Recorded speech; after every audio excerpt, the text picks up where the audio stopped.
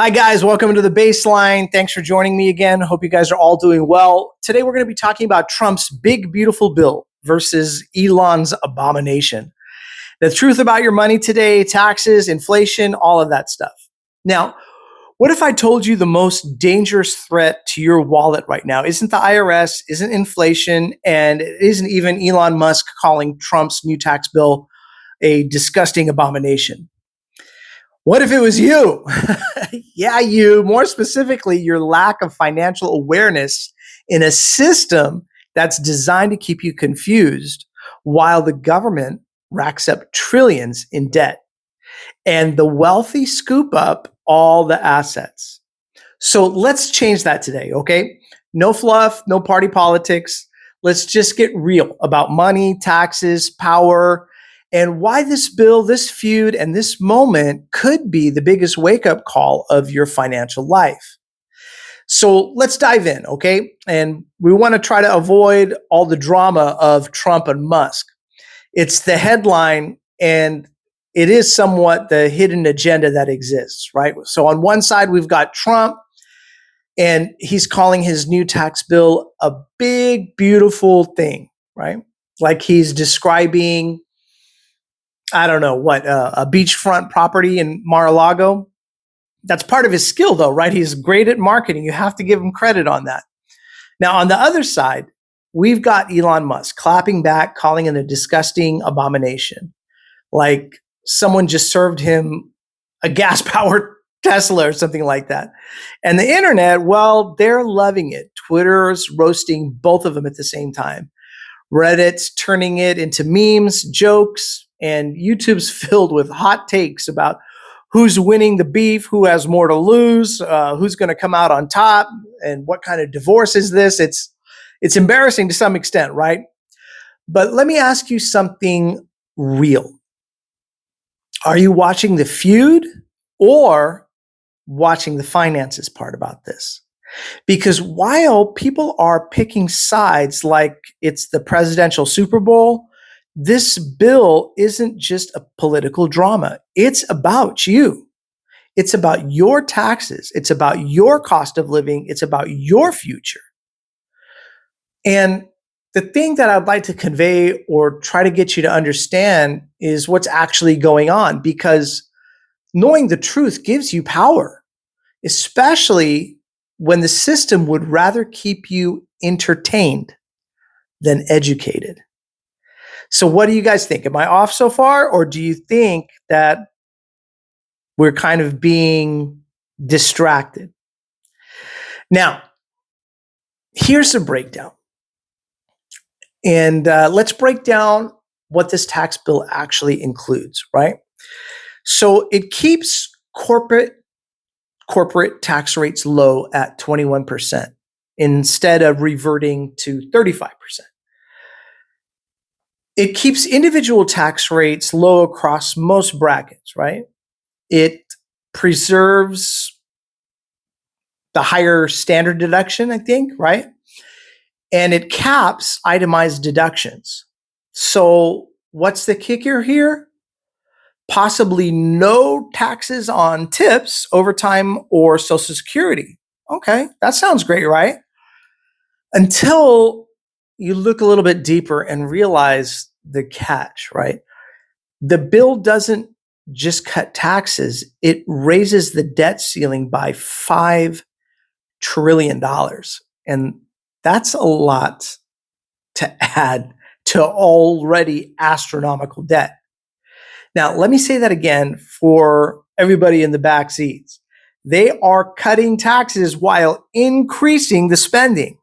So it's kind of like ordering Dom Perignon on a credit card with no job and no plan to pay it off. So who's footing the bill? Here's a spoiler alert, and it's you and it's me.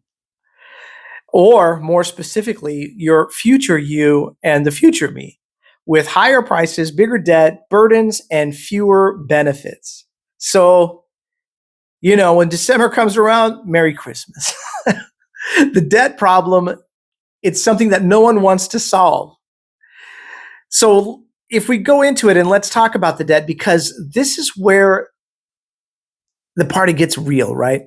In 2024 alone, the United States government spent maybe what, 1.8 trillion it didn't have, and that's 6% of our entire economy that's completely funded by debt.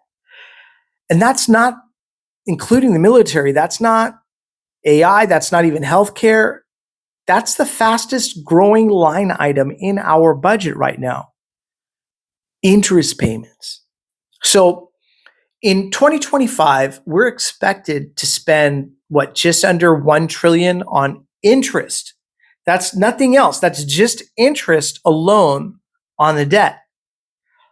So if I were to ask you, or please let me ask you, if you had to put almost a third of your paycheck into just paying credit card interest, how long could you survive? Now, scale that up to an entire country and let that country be the United States, right? Scary. I think it's scary. It's scary, right? Now, if that shook you even just a little bit, let me know in the comment section below. I want to know your guys' thoughts on this, because I could be off too. Educate me, guys. Because this kind of financial truth, I'm not sure if it's in the algorithm or not. Now, who's lending us this money, and why does this get risky? And how does the United States borrow money? And this is something that a large portion of the population is kind of not aware of, but from you and me through treasury bonds, right? Treasury bonds from foreign countries like China and Japan, from the Federal Reserve, which, wait for it, they just printed out of thin air. That's real, guys. The Federal Reserve, they just print money out of thin air. And that's who we owe this money to. It's a private organization that just prints money. And the Federal Reserve, it's not federal. It's not part of the government. It's a reserve bank. It's a reserve currency. It's not even a bank. It's a reserve. And it's like calling a vending machine a nutritionist, right? It's a bit hard to wrap your head around, but they literally create money out of thin air and lend it to the government. And the government spends it, and then, spoiler, your dollar gets weaker. Now, that in turn is why your grocery bill has a 6-pack of eggs priced like a lobster dinner. And the cycle just seems to be continuing and continuing. Now, how does all this inflation actually work? Let's use the Chipotle example, okay? And here's how it kind of plays out. You've got $100 in your pocket and you decide to walk into Chipotle. You're hungry. You stare down the bowl and you think, God, I deserve some extra guac. And you swipe your card, Chipotle gets paid, the money pays the employees, opens stores, and circulates that through the economy. Okay, so far so good, right? Seems sound enough. But sorry, when the money was borrowed into existence, it was created from nothing, and it floods the system. And that in turn causes prices to rise, not because things are getting more valuable, but because the dollar is now worth less. So yeah, that bowl is now $14.95, and guac, or the guacamole, might as well be green gold at this point, right? So let me know, how much does Chipotle bowl cost in your city nowadays? Has it gone up? I think I did go to Chipotle last week or something, and I think I spent over 20, where ordinarily I might have spent 12. But let me know what you guys think. So why does the system love inflation, even if you don't? Because inflation, it just hurts you and me, the consumer, but it helps two key groups. It helps the government because they pay back debt with cheaper dollars, and investors because assets like real estate and stocks go up in price. So if you don't own assets, you lose, for lack of a better way of putting it. And if you do, the potential for you to win is there. So if you do own those assets, you do win. That's why wealthy people aren't panicking about inflation. They're shopping during it because they're buying real estate and they're scooping up undervalued stocks. They're owning the companies that are raising prices on you. So this isn't just about taxes or bills. This is about playing the right side of a rigged game. And another thing that nobody tells you is about wealth gaps.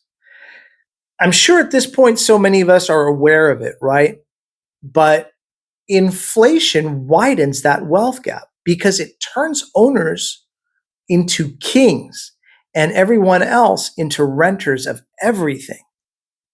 So when the dollar loses value, assets become more expensive. That means home ownership becomes even harder than it already is. Rent goes up, wages stay stagnant, and it's painful, guys. And that's how middle class families are becoming working poor. Does that make any sense? Now, here's the silver lining to it all. You don't need to be rich to start owning. You just need to start. There's a great saying, it doesn't have to be perfect. It just has to get going. So somehow you guys just got to start and try to play offense in this. It's easy to become, I hate using this word, but it's easy to become a victim in this culture, right? But you got to play offense, become an investor, and don't let yourself become a victim of this economy. Now, here's the moves, right? Don't just consume, but focus on owning. Don't just watch the market or the economy, participate in it. It's tough, it can be scary, it can be confusing, but try to find a way, because don't just pay taxes and leverage the tax code like the wealthy do. And if you're thinking, I don't know where to start, I got you on that. It's tough.